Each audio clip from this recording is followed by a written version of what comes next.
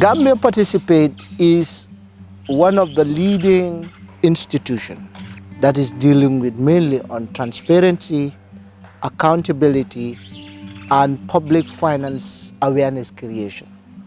Some organizations are just there to enrich themselves.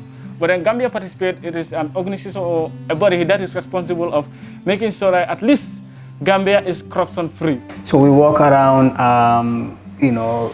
promoting good governance, but of course also promoting transparency, bridging the information gap in terms of what public sector or public officials their work is, but of course also to try to educate the masses to understand issues of fiscal transparency. So Gambia Participates organizes a biannual civic engagement training dubbed NACEET to train young people in this country on modalities of how to fight corruption in their respective communities and the nation at large. So the training that I actually undergo, it really impacted my level of performance with regards to corruption eradication, because at first it was the first time I was exposed to how best to help myself and my community to tackle corruption. The 2 days training I attended with Gambia Participate played a vital role in my work and even in my personal development. It has also provided me with tools that I can make research on and also get information that could help me in my work. Generally, what is corruption and what is considered as corruption, bribery, and then the parties involved, and how can it be considered corruption are things I knew, but my knowledge have been expanded on those things. But basically what I found most interesting and learned a lot about the training is the international instruments on corruption as well as the ones that are domesticated in the Gambia. If I understand about the institutions that are involved in transparency and how they work, I can be able to inform the public as well.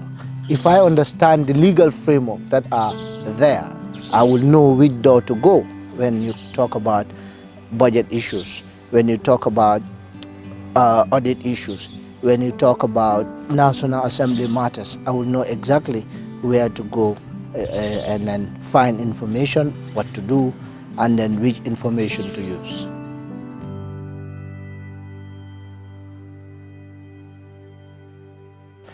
In the First and Second Republic, corruption was just centralized within a cabal, within a small group. But now we understand that the space has opened and corruption is more decentralized. There is a huge mismatch with regards to public funds, what they are appropriated for, and how they are actually being used, and whether the Gambians are getting value for money. We are not even yet close to even budget surplus or budget balance. All the time we are always on budget deficit. The Gambia is very small. We could have developed to the next level, but because of the level of corruption in all sectors, this is why we are lacking behind. If you look at our international ranking, which was done by Transparency International on the corruption index, Gambia is still high. About 50 people were trained on modalities of fighting against corruption. So after 6 months, Gambia Participates went to these communities to do an impact assessment, and we're really happy to have seen the participants do so much progress in their respective communities.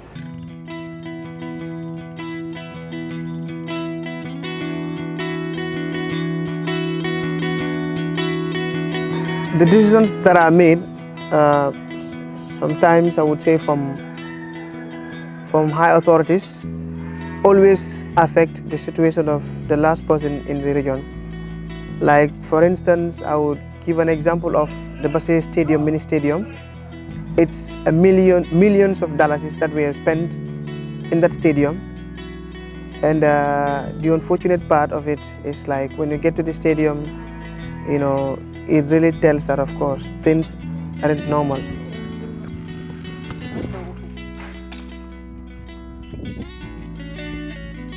But right now we have a team of 6 individuals, and we are right now fighting a corruption case that happened way 2 years back, now. The reason why we are pushing the case is because it is affecting us right now.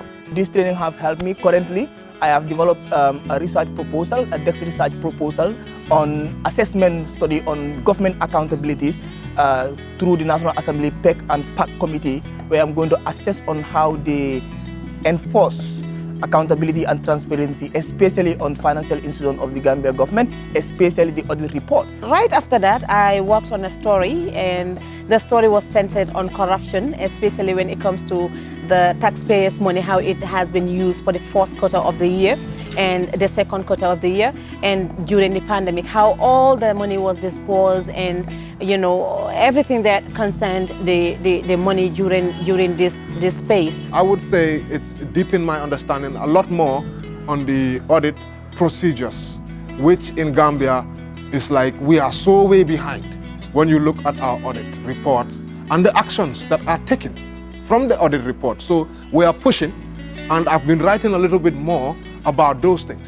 I am running 2 radio programs in different radio stations.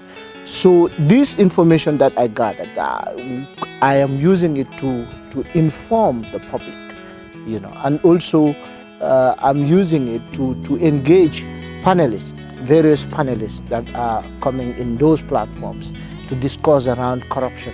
We even plan to have one training sort of, where we can have a step-down training, invite some individuals that are good, more especially Gambia Participates, to come and train the young people, so they will be able to know how to fight corruption, starting from oneself.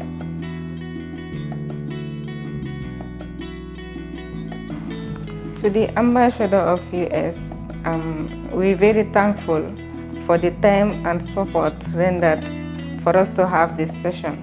It was very educative, and we learned a lot from it.